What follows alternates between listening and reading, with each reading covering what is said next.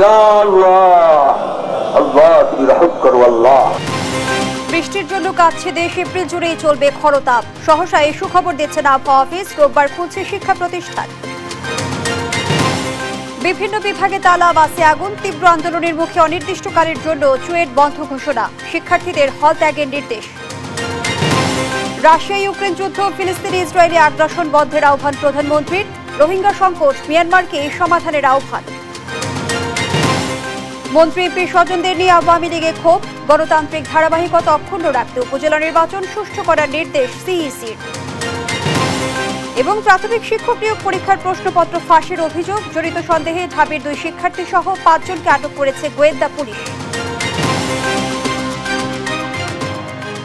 সংবাদপত্রে দেখছিলেন AKS team টিবার সংবাদ শিরোনাম, সঙ্গে রয়েছে আমি ফারনাজ জুই।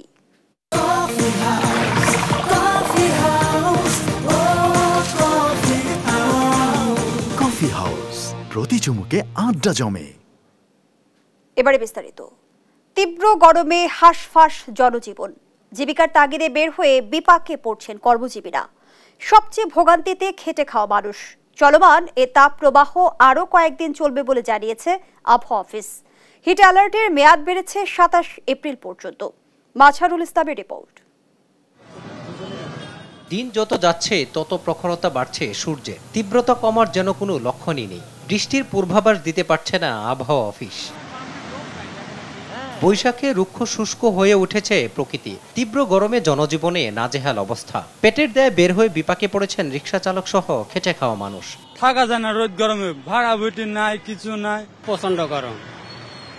গরমে আসলে ভাড়া পাওয়া খুব কঠিন। এত গরম আমার জীবনে দেখি না। রিক্সা চালাতে কষ্ট, মানে যা পানি খায় একটা গুণ বাড়িয়ে যা, অতিরিক্ত 2 লিটার পানি খেলে পুরোটাই পানি একসঙ্গে যা। প্রয়োজনে যারা বের হয়েছেন তাদের বেশিরভাগই ছাতা নিয়ে চলাফেরা করছেন।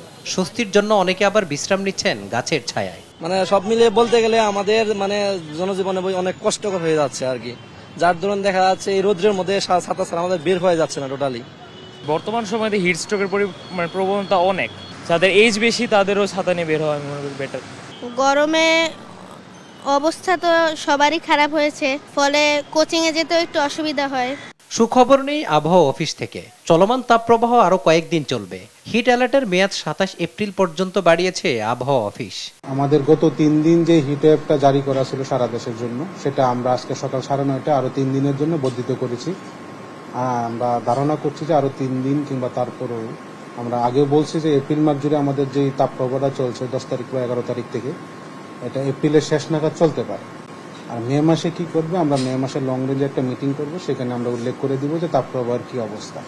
তবে আমরা ধারণা করছি যে এপ্রিল মাসের যে কয়েকদিন বাকি আছে তাপপ্রবাহ সারা দেশে বিদ্যমান থাকতে পারে। তীব্র গরম থেকে বাঁচতে প্রয়োজন ছাড়া বাইরে বের না হওয়ার পরামর্শ দিয়েছেন আবহাওয়াবিদরা। মাঝহারুল ইসলাম, দেশ টিভি, ঢাকা। তীব্র গরমে পুড়ছে দেশ, টানা খরায় নষ্ট হচ্ছে ক্ষেতের ফসল। স্বস্তি পেতে বৃষ্টির প্রহর গুনছে মানুষ। এ অবস্থায় আজও দেশের বিভিন্ন জেলায় বৃষ্টির জন্য খোলা আকাশের নিচে নামাজ আদায় করেছেন ধর্মপ্রাণ মুসলমানরা। প্রতিনিধিদের পাঠানো তথ্য ছবিতে ডেস্ক রিপোর্ট।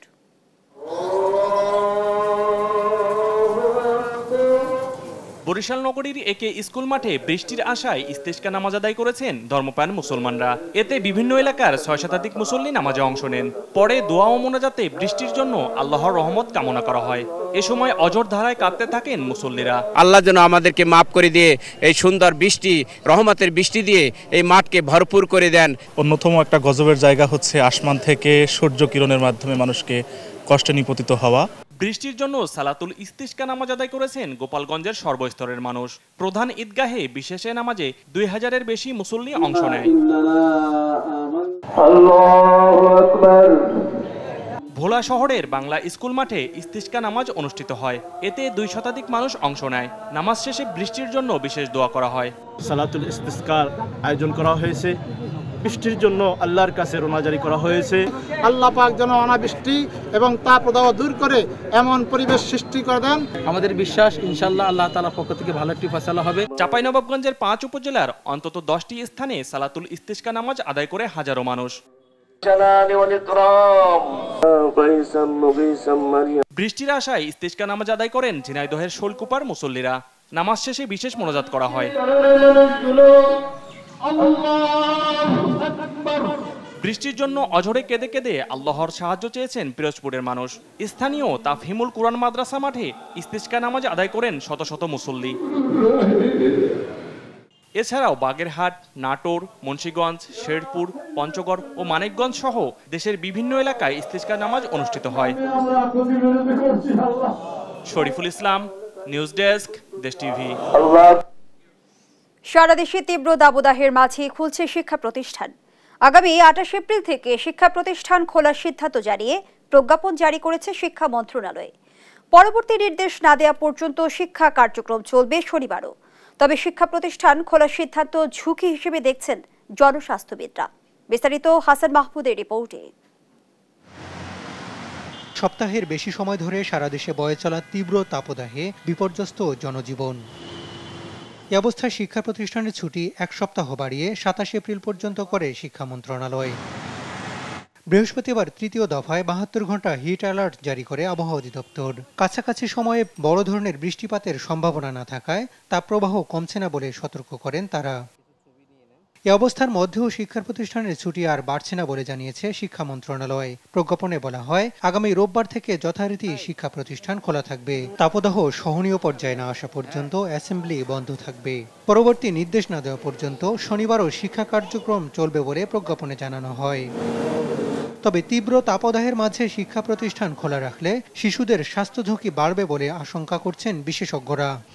শিশুদের অসুস্থতার প্রধান দিকটা হচ্ছে, একটা হচ্ছে গরমে তাদের শরীরে থেকে ঘাম বেরিয়ে গিয়ে ডিহাইড্রেশন বা পানি শূন্যতা তৈরি হচ্ছে, কারো কারো শরীরে পানি শূন্যতার সাথে লবণ শূন্যতা তৈরি হচ্ছে, এবং সাথে সাথে ভাইরাসজনিত যে ডায়রিয়া সেটি হচ্ছে, কারো ভাইরাসজনিত নিউমোনিয়াও হচ্ছে, শিশুরা আক্রান্ত হচ্ছে এবং এগুলো নিয়ে তারা হাসপাতালে ভর্তি হচ্ছে। চলমান তাপপ্রবাহে ডায়রিয়া, পানিশূন্যতা ও হিট স্ট্রোকের মতো রোগী বাড়ছে সারা দেশের হাসপাতালগুলোয়।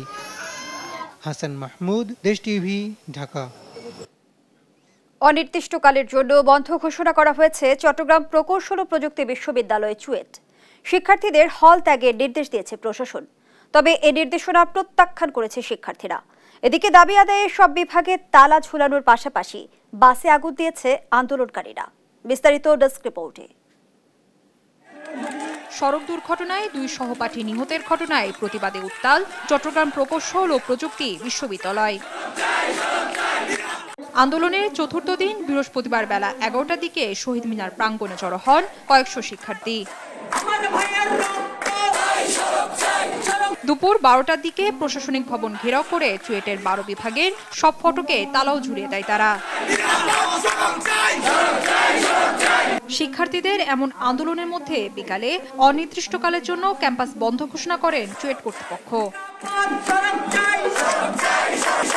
তবে সিদ্ধান্তে ক্ষুব্ধ হয়ে বিশ্ববিদ্যালয় উপাচার্যের কার্যালয়ে তালা এবং তাদের কাছে জব্দ থাকা 2টি বাসের একটিতে আগুন ধরিয়ে দেন আন্দোলনরত শিক্ষার্থীরা। নিহত 2 শিক্ষার্থীর পরিবারকে ক্ষতিপূরণ সহ ঘোষিত দাবি পূরণ না হওয়া পর্যন্ত হল ত্যাগ করবে না বলেও ঘোষণা দেন তারা।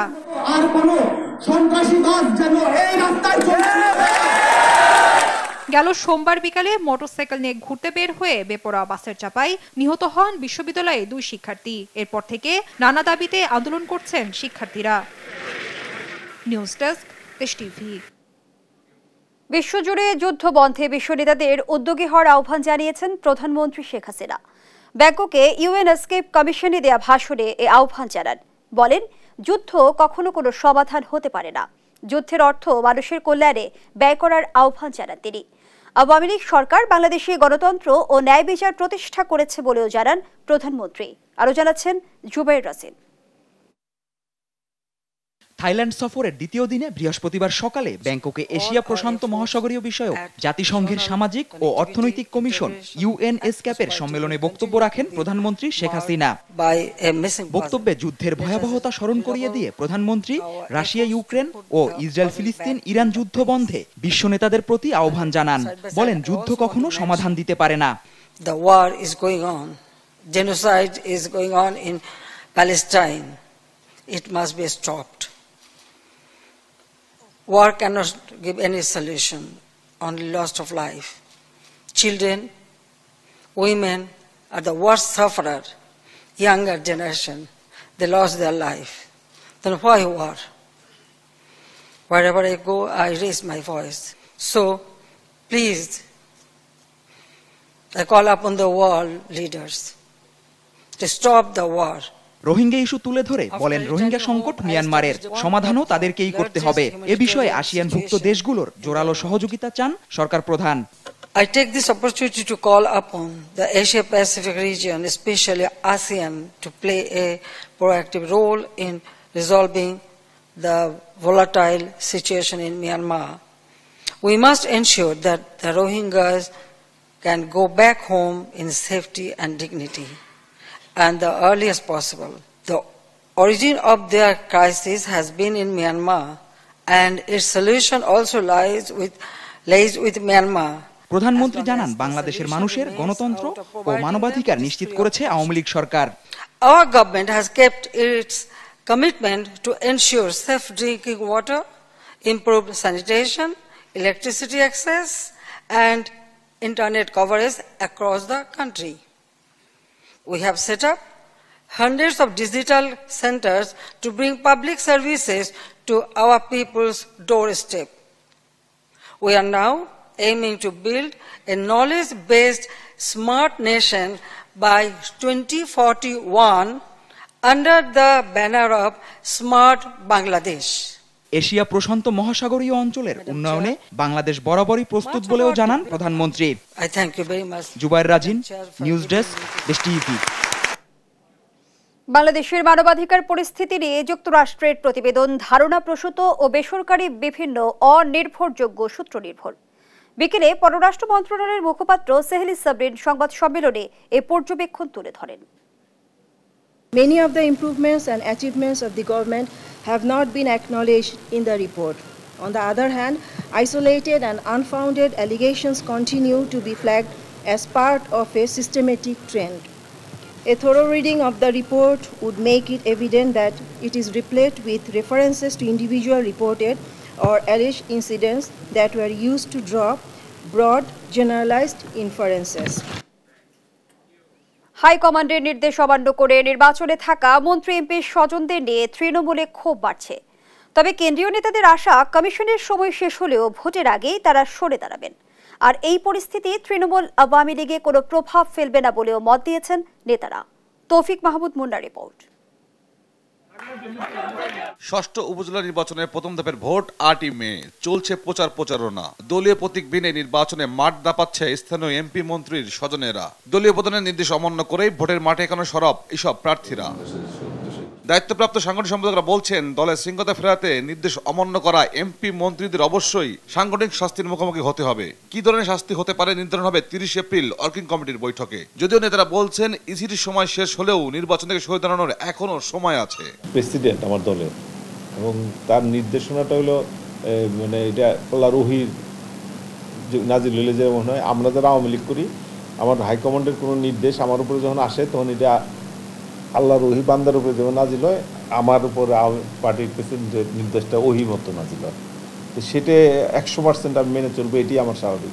সেই জায়গায় যদি আমি অমান্য করি তাহলে যে আমি যে দলটা করতেছি, যে দলের যে আমার বিশ্বাস, দলের প্রতি যে শ্রদ্ধাবোধ, সেটি তো আমার নাই। নিজ নিজ এলাকার গণতান্ত্রিক পরিবেশ নিশ্চিত করবার জন্য তারা এই আওয়ামী লীগের নির্দেশটি তারা প্রতিপালন করবেন। এখনও সময় আছে, সাংবাদিক সম্মেলন করে সমাবেশ করে প্রার্থিতা থেকে সরে আসার সুযোগ আছে। আমি আশা করি তারা এই সুযোগটি গ্রহণ করবেন। মন্ত্রী এমপিদের স্বজনদের এসব কর্মকাণ্ড বিভেদ সৃষ্টি করছে তৃণমূলে। দীর্ঘ মেয়াদে যার বড় মাসুল দিতে হবে আওয়ামী লীগকে, এমনও মত দিয়েছেন অনেকে। তবে কেন্দ্রীয় নেতাদের দাবি, উপজেলা নির্বাচনে মন্ত্রী এমপি স্বজনদের এসব কর্মকাণ্ড তৃণমূলে কোনো প্রভাব ফেলবে না। আওয়ামী লীগের সভাপতি মণ্ডলীর সদস্য বা আওয়ামী লীগের বড় নেতা, তার সন্তান বা তার শ্যালক বা তার ভাই তার বিদ্রোহী প্রার্থী হয়েছে, বাই নেম পত্রিকাগুলোতে নিউজ হচ্ছে, মিডিয়ায় নিউজ হচ্ছে। এতে করে ওই মানুষটি সমাজের কাছে কিন্তু হেয় প্রতিপন্ন হচ্ছে। নিজের সন্তান তার পিতাকে সমাজের কাছে হেয় প্রতিপন্ন করছে।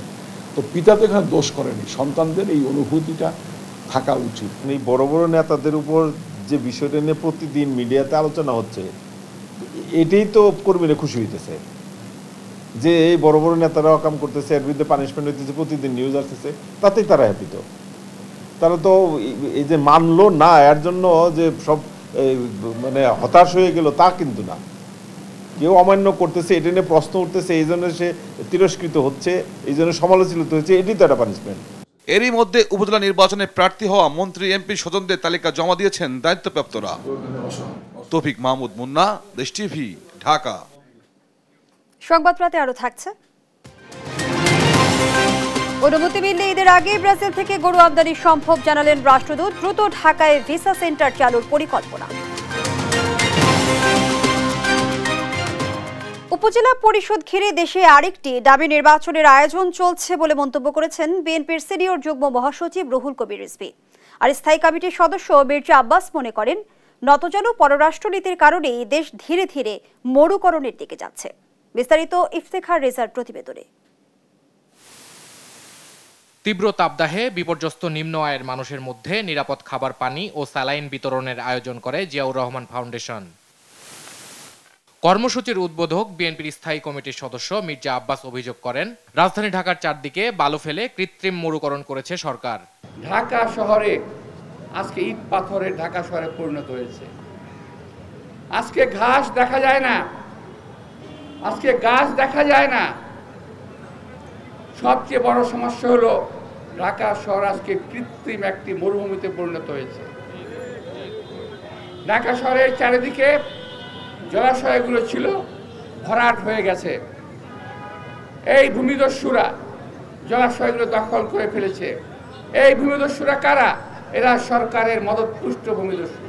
এর আগে সকালে নয়াপল্টনে দলের কেন্দ্রীয় কার্যালয়ের সামনে সারা দেশে চলমান তীব্র তাপদাহে অতিষ্ঠ নগরের পথচারীদের মধ্যে ঢাকা মহানগর দক্ষিণ বিএনপির আয়োজনে খাবার, পানি ও স্যালাইন বিতরণ কর্মসূচিতে দলের সিনিয়র যুগ্ম মহাসচিব রুহুল কবির রিজভী বলেন, লুটপাট করতে অপরিকল্পিত প্রকল্প করছে সরকার, যার প্রভাব পড়ছে উদ্ভিদ ও জীববৈচিত্র্যে। দুর্নীতির প্রজেক্টকে বাস্তবায়ন করার জন্যই গণবিরোধী প্রজেক্ট। আপনারা জানেন, সমুদ্রের পারে পটুয়াখালীর কলাপাড়া কুয়াপাড়ায় তাপ বিদ্যুৎ কেন্দ্র করা হচ্ছে। বৃহত্তর বরিশাল বিভাগের অধিকাংশ জেলাতে নারকেল গাছে আর নারকেল ধরে না। এটা হচ্ছে শেখ হাসিনার গণবিরোধী নীতি। তার কারণেই আজকে মানুষ ধুঁকছে অনাহারে, অর্থহারে। কথা বলেন উপজেলা নির্বাচন প্রসঙ্গেও। শেখ হাসিনার আরেকটা দামি নির্বাচন করতে চাচ্ছেন, উপজেলা নির্বাচন। আরে বাপরে বাপ, কি নির্বাচনের আপনার ফুর্তি তাদের! আওয়ামী লীগেরও অন্যান্য নেতারা কেউ সুযোগ পাচ্ছে না। বিএনপির যে কোনো কর্মসূচির পাল্টা কর্মসূচি দেয়া নিয়ে আওয়ামী লীগ সাধারণ সম্পাদক ওবায়দুল কাদেরের করা মন্তব্যেরও সমালোচনা করেন রিজভী। মানসিকভাবে বাধা দিবেন বিএনপির নেতাকর্মীদেরকে, এই জন্য নাকি উনারা পাল্টা কর্মসূচি দেন। এইটা মানসিকভাবে ভারসাম্য যাদের হারায় তারাই এই কথা বলতে পারে। ওবায়দুল কাদের এখন সন্ত্রাসীদের মন্ত্রী, এখন চাঁদাবাজদের মন্ত্রী। ইফতেখার রেজা, দেশ টিভি, ঢাকা। গণতান্ত্রিক ধারাবাহিকতা অক্ষুণ্ণ রাখতে যে কোনো মূল্যে আসন্ন উপজেলা পরিষদ নির্বাচন সুষ্ঠু করতে হবে বলে মন্তব্য করেছেন সিইসি কাজী হাবিবুল আউয়াল। সকালে নির্বাচন ভবনে জেলা প্রশাসক ও পুলিশ সুপারদের সাথে আইনশৃঙ্খলা বিষয়ক সভায় ভোটারদের নির্বিঘ্নে ভোট দেওয়ার পরিবেশ নিশ্চিতের নির্দেশ দেন তিনি। নূপুর মাহমুদের রিপোর্টে বিস্তারিত।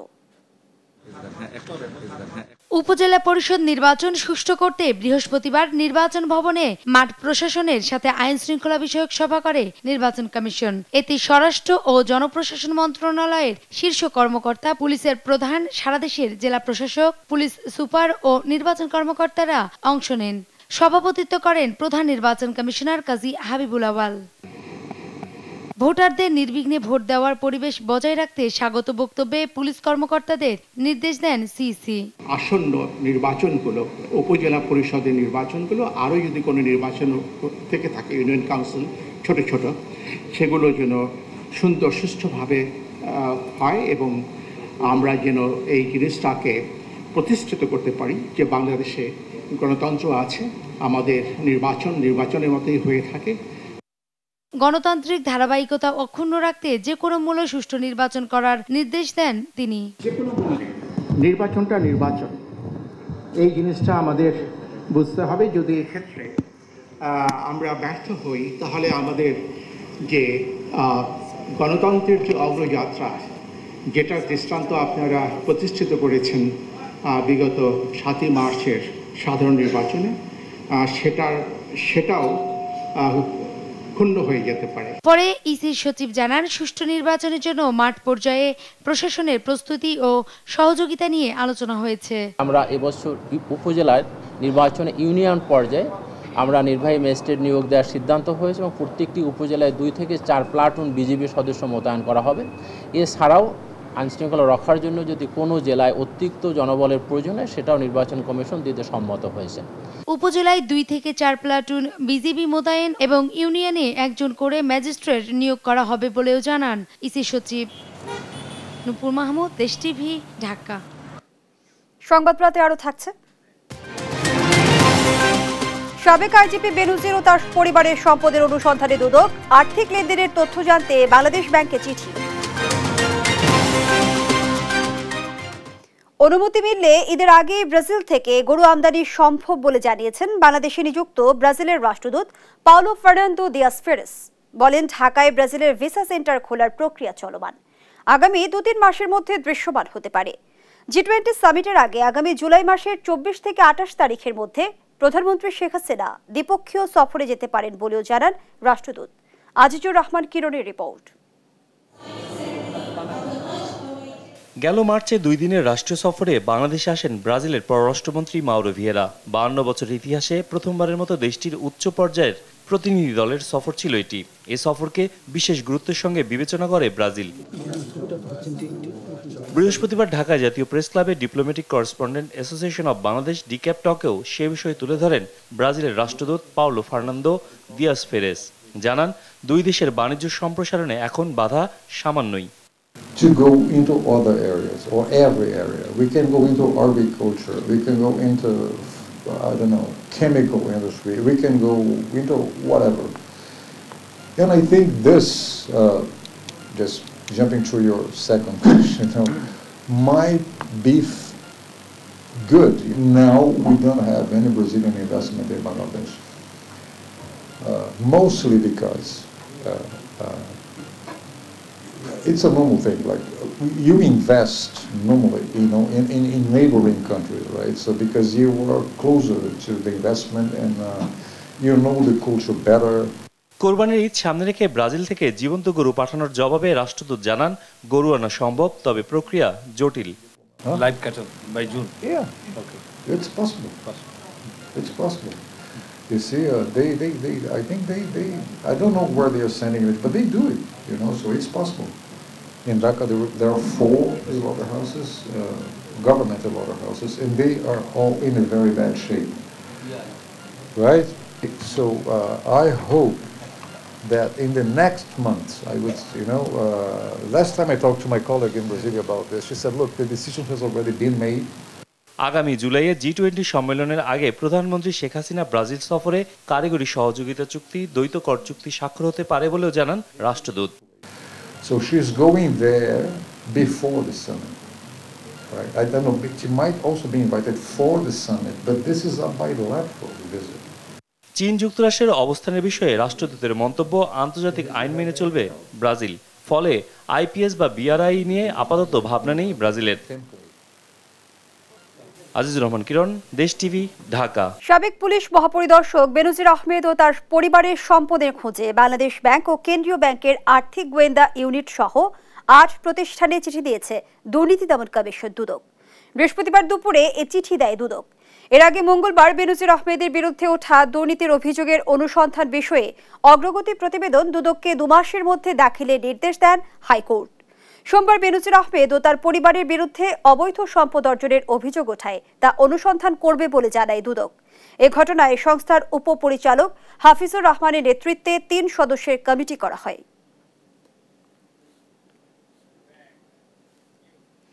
প্রাথমিক শিক্ষক নিয়োগ পরীক্ষার প্রশ্ন ফাঁসে জড়িত ঢাকা বিশ্ববিদ্যালয়ের আইন বিভাগের 2 শিক্ষার্থী সহ 5 জনকে গ্রেপ্তার করেছে গোয়েন্দা পুলিশ। তবে এখনও ধরাছোঁয়ার বাইরে চক্রের হোতা অসীম কাইন। ডিবির অতিরিক্ত কমিশনার জানান, তথ্যপাত্য বিশ্লেষণ করে জড়িত সবাইকে আইনের আওতায় আনা হবে। বিস্তারিত আল-নোমানের রিপোর্টে। সরকারি প্রাথমিক বিদ্যালয়ের সহকারী শিক্ষক নিয়োগের 3য় ধাপের লিখিত পরীক্ষা অনুষ্ঠিত হয় 29 মার্চ। প্রশ্ন ফাঁসের মাধ্যমে পরীক্ষা শুরুর কয়েক মিনিট আগে ডিজিটাল ডিভাইসের মাধ্যমে দেয়া হতো উত্তরপত্র। প্রশ্ন ফাঁসের ঘটনা জানাজানির পরও বাতিল হয়নি পরীক্ষা, উল্টো 21 এপ্রিল প্রকাশ করা হয় ফলাফল। এ ঘটনায় 3টি মামলা হয়। আলাদা অভিযানে 5 জনকে গ্রেপ্তার করে ডিবি। তাদের মধ্যে 2 জন প্রশ্নপত্র সমাধানকারী ঢাকা বিশ্ববিদ্যালয়ের আইন বিভাগের শিক্ষার্থী জ্যোতির্ময় গাইন ও সুজন চন্দ্র রায়। তবে এখনো ধরাছোঁয়ার বাইরে প্রশ্ন ফাঁসের মূল পরিকল্পনাকারী মাদারীপুরের অসীম গাইন। আমরা কাজ শুরু করার পরে প্রথমে আমরা ধরলাম 2 জনকে, জ্যোতির্ময় এবং সুজনকে। এরা 2 জনই হলো ঢাকা বিশ্ববিদ্যালয়ের জগন্নাথ হলের ছাত্র এবং ল বিভাগের ছাত্র। 10 লাখ থেকে 14 লাখ টাকার বিনিময়ে নিয়োগ পরীক্ষায় পাশ করিয়ে দেয় জড়িত ছিল চক্রটি। এরই মধ্যে অসীম গাইন কয়েকশো কোটি টাকা হাতিয়ে নিয়েছে বলে জানিয়েছে ডিবি। সে প্রত্যেকের কাছ থেকে 10 লাখ 12 লাখ টাকা সে একটা চুক্তিবদ্ধ হয়েছে। আমরা বাকি সবাইকে ধরলো, অসীমকে আমরা ধরতে পারি নাই। এবং আমরা মনে করি যে অসীম গাইন এই চক্রটি এর আগেও প্রশ্নপত্র ফাঁস করেছে এবং অল্প দিনে সে এই অসীম গাইন কয়েকশো কোটি টাকার ইনকামও সে করেছে। পরীক্ষার প্রশ্নপত্র অসীম কিভাবে সংগ্রহ করত তা এখনো জানা যায়নি। তাকে গ্রেপ্তারে অভিযান অব্যাহত আছে বলেও জানায় ডিবি। আল নোমান, দেশ টিভি, ঢাকা।